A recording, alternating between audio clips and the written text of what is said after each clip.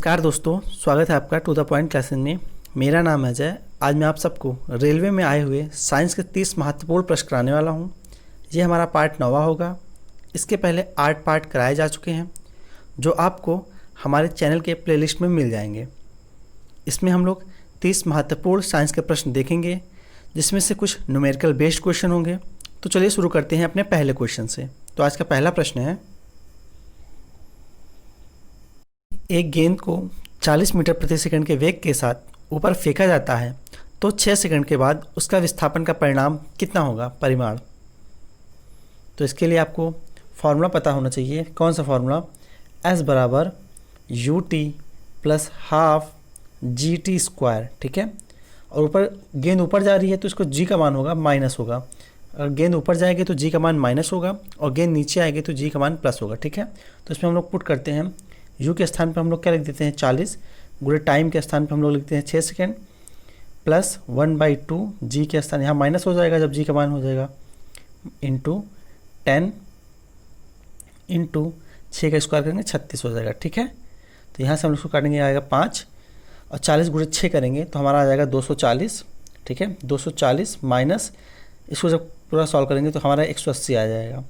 तो इसको सॉल्व करेंगे तो हमारा आएगा 60 मीटर। ऑप्शन ए हमारा सही हो जाएगा। उम्मीद है आपको समझ में आया होगा। चलते हैं अगले क्वेश्चन की ओर। 10 किलोग्राम वजन वाले सूटकेस को उठाकर एक प्लेटफॉर्म पर खड़े यात्री द्वारा किया गया कार्य आपको बताना है। ठीक है। तो कार्य का फॉर्मूला क्या होता है? W बराबर फोर्स इंटू डिस्प्लेसमेंट इंटू और होता है कॉस थीटा भी होता है। ठीक है। तो यहाँ हमको थीटा नहीं लगाना है, हमको लगाना है केवल फोर्स इंटू डिस्प्लेसमेंट। ठीक है। तो फोर्स का मान कितना दिया है? 10 किलोग्राम है। ठीक है। तो 10 किलोग्राम को F बराबर होता है हमारा m इंटू ए या mg इंटू डिस्प्लेसमेंट। तो m का मान दिया है 10, एक्सेलरेशन नहीं दिया है कुछ, और s जो डिस्प्लेसमेंट हमारा हो रहा है वो खड़ा है तो कोई डिस्प्लेसमेंट नहीं हो रहा, अर्थात 0 हो जाएगा। तो 10 से हम लोग 0 का मल्टीप्लाई करेंगे तो हमारा आएगा 0। तो इसका ऑप्शन हो जाएगा डी। चलते हैं अगले प्रश्न की ओर। बहुकोशिकीय जीव है। आपको इसमें बताना है चारों ऑप्शन में कौन सा बहुकोशिकीय जीव होता है। तो इसका सही जवाब होगा ऑप्शन सी, एगेरिकस। ठीक है। एगेरिकस जो होता है बहुकोशिकीय जीव होते हैं, जबकि साइनोबैक्टीरिया, पैरामीशियम, माइकोप्लाज्मा एक कोशिकीय जीव होते हैं। चलते हैं अगले प्रश्न की ओर।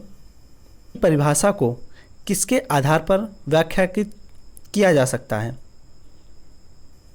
इसका सही जवाब होगा ऑप्शन सी, न्यूटन के गुरुत्वाकर्षण नियम के अकॉर्डिंग। क्या होता है न्यूटन का गुरुत्वाकर्षण नियम? F बराबर G(m1 m2 अपान r² होता है ना। इसके अकॉर्डिंग हम लोग बल की सही परिभाषा को व्याख्यायित किया जा सकता है। अगर ये आंसर हमारा ना होता ऑप्शन में तो हमारा हो जाता पहला, न्यूटन के गति के दूसरे नियम के अकॉर्डिंग जो होता है हमारा F बराबर m में होता है, उसके अकॉर्डिंग होता है हमारा सही। ठीक है। चलते हैं अगले प्रश्न की ओर। निम्न में से कौन सा जानवर अपना लिंग बदल सकता है? तो आपको बताना है कौन सा जानवर मौसम एवं परिस्थिति के अकॉर्डिंग अपने लिंग को चेंज कर सकता है। तो इसका सही जवाब होगा स्नेल। स्नेल जो होता है मौसम के अकॉर्डिंग अपने लिंग को चेंज कर लेता है, अर्थात ये कभी फीमेल कभी मेल दोनों में रह सकता है। चलते अगले प्रश्न की ओर। आज का अगला प्रश्न है, जंतुओं का कौन सा समूह विशेष रूप से मुक्त रूप में रहने वाले समुद्री जीव हैं? आपको बताना है इसमें से कौन सा जीव मुक्त रूप में समुद्री जीव है। तो उसका सही जवाब होगा ऑप्शन ए, एकिनोडर्मेटा जो होते हैं वो विशेष रूप से मुक्त रूप में समुद्र में रहते हैं। चलते अगले प्रश्न की ओर। आप लोग को वीडियो अच्छा लग रहा हो तो वीडियो को लाइक ज़रूर करें तथा चैनल पर जो लोग नए आए हैं वो चैनल को ज़रूर सब्सक्राइब कर लें। चलते हैं अगले क्वेश्चन की ओर। अगला प्रश्न क्या कह रहा है? ऑक्सीजन के एक अणु का द्रव्यमान कितना होता है? आपको बताना है ऑक्सीजन के एक अणु का द्रव्यमान कितना होता है। तो इसको सॉल्व करना स्टार्ट करते हैं। कैसे होगा?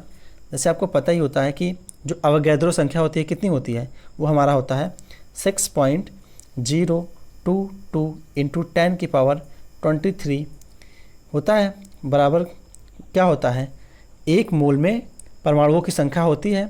तो हमारा जो ऑक्सीजन होता है वो O2 होता है। O2 तो इसका जो एटॉमिक वेट होता है वो 16 होता है, और 2 ऑक्सीजन है तो इसका कितना हो जाएगा, 2 बार 16 हो जाएगा, अर्थात 32 हो जाएगा। ठीक है ना। तो 32 के बराबर होगा हमारा ये। ठीक है। ठीक है ना। तो इसमें जब एक का हम लोग मान निकालेंगे तो एक के मान निकालने के क्या करेंगे, तो 32 बटे हम लोग इसको कर देंगे 6.022 इंटू 10⁻23 कर देंगे।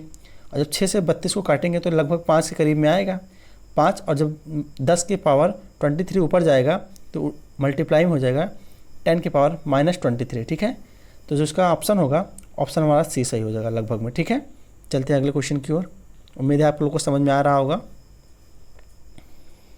अगला प्रश्न है, मानव प्रजनन प्रणाली का कौन सा हिस्सा माँ के रक्त से भ्रूण को पोषण प्रदान करने में मदद करता है?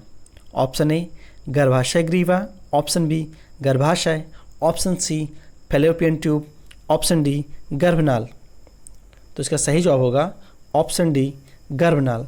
गर्भनाल से क्या होता है, जब बच्चा माता के गर्भ में रहता है तो माता के रक्त से जो पोषण होता है वो बच्चे के अंदर सब उसी गर्भनाल के द्वारा जाती है। उसके बाद जब बच्चे का जन्म होता है तो इस गर्भनाल को काट दिया जाता है बाद में, तो बच्चे का जो पोषण होता है माँ के दूध से होता है। चलते अगले प्रश्न की ओर। आज का अगला प्रश्न है, निम्न में से आपको विषम को पहचान करनी है, इसमें विषम कौन सा है? तो इसका सही जवाब होगा ऑप्शन ए, जो NaOH है ये सबसे ज़्यादा स्ट्रॉन्ग बेस होता है। ठीक है, ये हमारा स्ट्रॉन्ग बेस होता है सबसे ज़्यादा, और जबकि NH4OH व कॉपर COH का होल ट्वाइस व ZnOH का होल ट्वाइस जो होते हैं ये भी बेस होते हैं हमारे, लेकिन स्ट्रॉन्ग बेस नहीं होते हैं। इसमें जो NaOH होता है सबसे स्ट्रॉन्ग बेस होता है। इसके अकॉर्डिंग ये हमारा सही जवाब हो जाएगा। चलते हैं अगले प्रश्न की ओर। गोलाकार दर्पण का मुख्य फोकस क्या होता है? ऑप्शंस आपको दिए हैं, ऑप्शन ए दिया है, ऑप्शन बी दिया है, आप लोग इसको पढ़ लीजिए। इसको हम लोग आंसर बताना स्टार्ट करते हैं। तो इसका क्या हो जाएगा, ऑप्शन जो सी दिया है यहाँ पे आप देख रहे हैं ऑप्शन सी, ये इसका सही हो जाएगा। क्या दिया है इसमें, यह प्रमुख अक्ष पर एक बिंदु होता है जिसके माध्यम से प्रमुख अक्ष के समांतर प्रकाश की किरणें प्रतिबिंब होने के बाद पारित होती हैं या मुख्य बिंदु पर इस बिंदु से उत्पन्न होती दिखाई देती हैं। चलते हैं अगले प्रश्न की ओर। प्रश्न है, निम्न में से किसमें निम्न प्रतिरोधकता होती है? आपको बताना है लो रेजिस्टिविटी किसमें है। तो रेजिस्टिविटी क्या होती है, जो विद्युत धारा का विरोध करे वो उसकी रेजिस्टिविटी कहलाती है, और जो पदार्थ विद्युत धारा का जितना अधिक प्रतिरोध करेगा वो उसका अधिक प्रतिरोधकता कहलाएगी। तो इसमें क्या हो जाएगा, जैसे ऑप्शन देख रहे हैं हीरा, इबोनिट, ग्लास एवं नाइक्रोम जो है, तो इसमें सबसे ज़्यादा विरोध करेगा हीरा।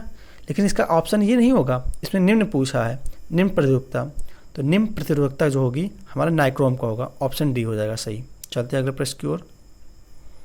आज का अगला प्रश्न है, निम्नलिखित में से कौन सा ऊर्ध्वपातन कर सकता है? आपको बताना है ऊर्ध्वपातन इसमें से कौन सा कर सकता है। सबसे पहले आपको ये पता होना चाहिए ऊर्ध्वपातन कहते किसे हैं। तो ऊर्ध्वपातन में क्या होता है कि जो कोई वस्तु हमारी ठोस से डायरेक्ट गैस में परिवर्तित हो जाए उसे हम लोग ऊर्ध्वपातन कहते हैं। जैसे कपूर हमारी जब जलाते हैं तो सॉलिड से हमारा डायरेक्ट गैस में परिवर्तित हो जाता है। तो इसका जो सही जवाब होगा ऑप्शन ए अमोनियम क्लोराइड, जिसे नौसादर कहते हैं, ये हमारा ठोस से डायरेक्ट गैस में परिवर्तित हो जाता है। कुछ और एग्जाम्पल हैं इसके, कपूर भी होता है, ठीक है, कपूर होता है, और एक होता है फिनोप्थलीन होता है, और एक होता है आयोडीन होता है, और एक होता है सॉलिड कार्बन डाइऑक्साइड जो होती है वो भी हमारा ऊर्ध्वपातन का एक एग्जाम्पल है। चलते हैं अगले प्रश्न की ओर। आज का अगला प्रश्न है, निम्न में से कौन सी धातुएं ठंडे पानी के साथ शीघ्रता से अभिक्रिया करती हैं? तो इसका सही जवाब होगा ऑप्शन बी पोटेशियम। पोटेशियम जो होती है वो ठंडे पानी के साथ बहुत तेज़ी से अभिक्रिया करती हैं। अगर इसके स्थान पे हमारा सोडियम भी होता तो वो भी सही हो जाता। चलते हैं अगले क्वेश्चन की ओर।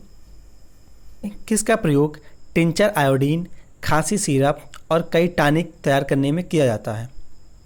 ऑप्शन आपको दिए हैं, तो इसका जो सही जवाब होगा ऑप्शन है एथेनॉल। एथेनॉल क्या होती है, जो हमारी पीने वाली शराब होती है उसी से हमारी खांसी की सिरप, टिंचर आयोडीन व कई टॉनिक तैयार किए जाते हैं। जैसा कि आप लोगों ने देखा होगा, अगर कोई शराबी होता है वह केवल शराब का अगर प्रयोग करता है तो उसे खांसी नहीं आती है। अगर वो जैसे सिगरेट और बीड़ी नहीं पीता है तो उसे खांसी नहीं आएगी, लेकिन अगर वो सिगरेट और बीड़ी पीता है तो उसके फेफड़े वैसे ही ख़राब हो जाएंगे तो उसे खांसी आती रहेगी। तो जो एथेनॉल होता है हमारा, उसी से हमारा सिरप बनाई जाती है। चलते हैं अगले प्रश्न की ओर। आज का अगला प्रश्न है, एम सतह या सेल में समायोजित किए जा सकने वाले इलेक्ट्रॉनों की संख्या आपको बतानी है, कितनी होगी? तो इसका सही जवाब हो जाएगा 18। कैसे हो जाएगा? आपको पता होना चाहिए एम का स्थान कहाँ होता है। हमारी जो सेल होती है के एल एम एन के अकॉर्डिंग होती है। तो पहला हमारा के 1 हो गया, एल 2 हो गया, एम हमारा 3 हो गया और एन हमारा 4 हो गया। ठीक है, तो इसका फॉर्मूला होता है हमारा क्या होता है, 2n² होता है। तो m के लिए पूछा है तो n का स्थान पे हम लोग रख देंगे 3, तो हो जाएगा 2 × 3 का स्क्वायर करेंगे कितना हो जाएगा 9, 9 × 8 करेंगे, 9 × 2 करेंगे तो हमारा आ जाएगा 18। ठीक है, उम्मीद है आपको समझ में आ रहा होगा। चलते हैं अगले प्रश्न की ओर। सार्वभौमिक प्राकृतिक ऑक्सीजन है, आपको बताना है पौधों का जो सार्वभौमिक प्राकृतिक ऑक्सीजन है वो क्या है। तो इसका सही जवाब होगा ऑप्शन डी। ऑप्शन डी क्या है, IAA। इसका फुल फॉर्म क्या होता है, आयोडोल 3 एसिडिक एसिड। चलते हैं अगले प्रश्न की ओर।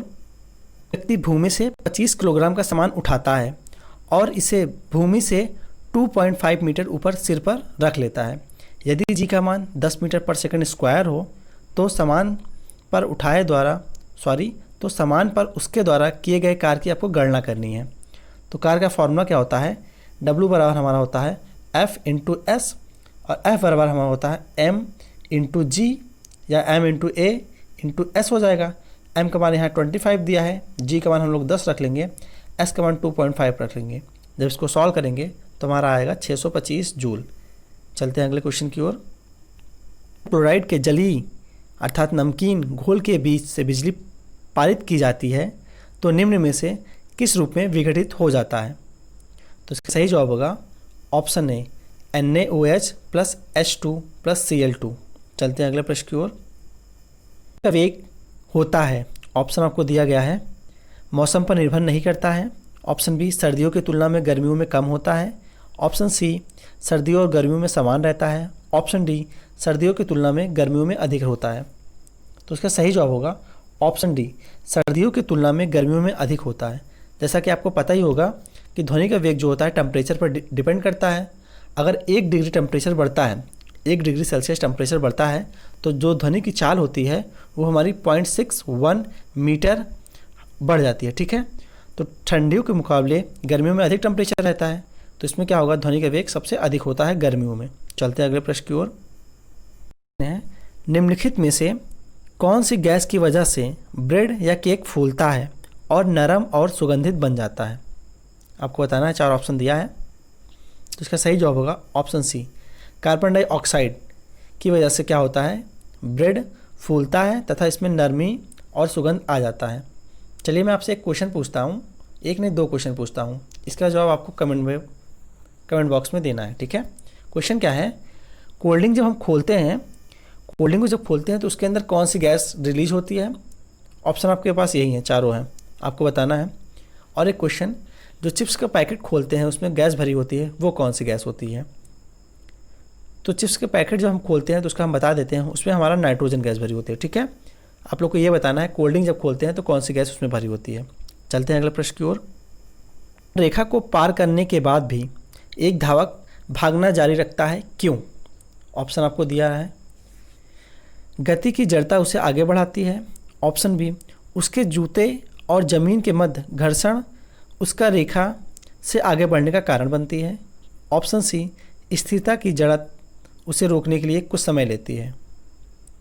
तो आप लोग को बताना है, तो इसका सही जवाब होगा ऑप्शन ए, गति की जड़ता उसे आगे बढ़ते में मदद करती है या आगे बढ़ते में उसे जारी रखने में मदद करती है। चलते अगले प्रश्न की ओर।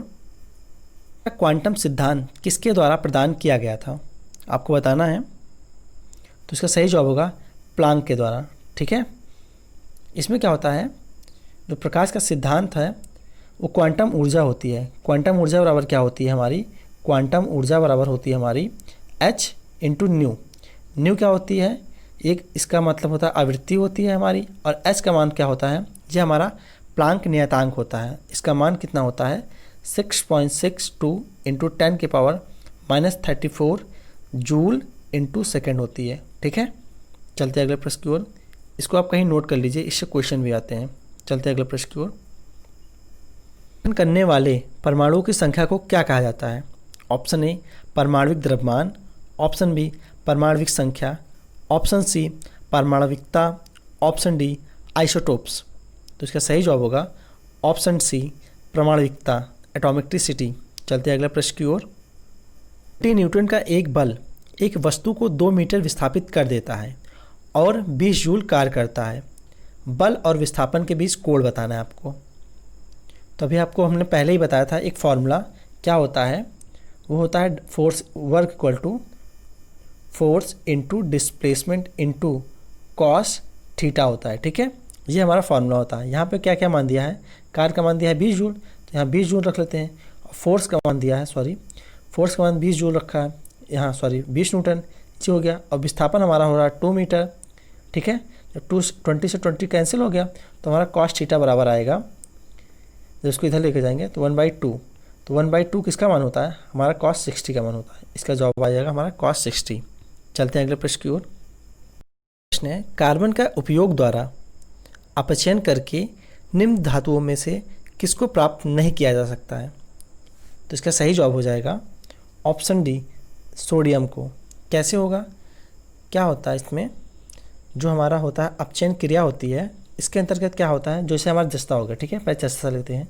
जस्तन का हमारा होता है जिंक ऑक्साइड होती है, जब इसको कार्बन के साथ रिएक्शन कराते हैं तो हमारा क्या टूट जाता है, जिंक अलग हो जाता है और जो CO हमारा अलग हो जाता है। लेकिन अगर आप यही सोडियम हो या पोटेशियम हो या एल्युमिनियम हो तो उसमें क्या होता है, जैसे एल्युमिनियम होता है, ठीक है, एल्युमिनियम हो Al2O3 है, और इसको जब हम कार्बन से रिएक्शन कराते हैं 3 कार्बन को, इसके लिए हमको 5000 डिग्री सेल्सियस का टेम्परेचर देना पड़ता है। ठीक है, और इतनी ज़्यादा रिएक्शन करने के बाद तब हमारा होता है aluminium plus carbon dioxide gas release होती है। इसलिए जो हमारा हो जाएगा ऑप्शन डी इसका सही जवाब हो जाएगा। चलते अगले प्रश्न की ओर। कार्बन की उत्पत्ति के बारे में ओपेरियन का सिद्धांत किससे संबंधित है। तो इसका सही जवाब होगा ऑप्शन ए रासायनिक विकास से। चलते हैं अगले प्रश्न की ओर। आज का अगला प्रश्न है, बर्फ पानी पर तैरती है क्योंकि इसका घनत्व क्या होता है, शून्य होता है, पानी के समान होता है, पानी से अधिक होता है, पानी से कम होता है। तो इसका सही जवाब होगा पानी से कम होता है। जिसका घनत्व अधिक होगा वो नीचे रहेगी तथा जिसका घनत्व ज़्यादा होगा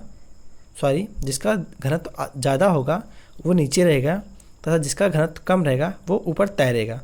तो बर्फ़ का घनत्व हमारा कम होता है पानी से, इसलिए बर्फ़ हमारी पानी पे तैरती है। चलते हैं अगले प्रश्न की ओर। संयोजी ऊतक के उदाहरणों को पहचानें। तो इसका सही जवाब होगा हड्डी। हड्डी जो होती है हमारी एक संयोजी ऊतक होती है। रक्त भी हमारा एक तरल संयोजी ऊतक होता है। चलते हैं अगले प्रश्न की ओर।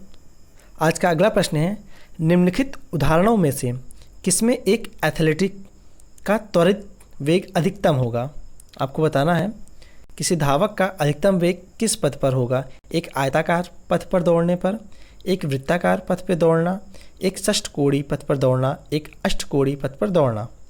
तो इसका सही जवाब हो जाएगा ऑप्शन बी, एक वृत्ताकार पथ पर किसी भी एथलेटिक का त्वरण सबसे अधिक होगा।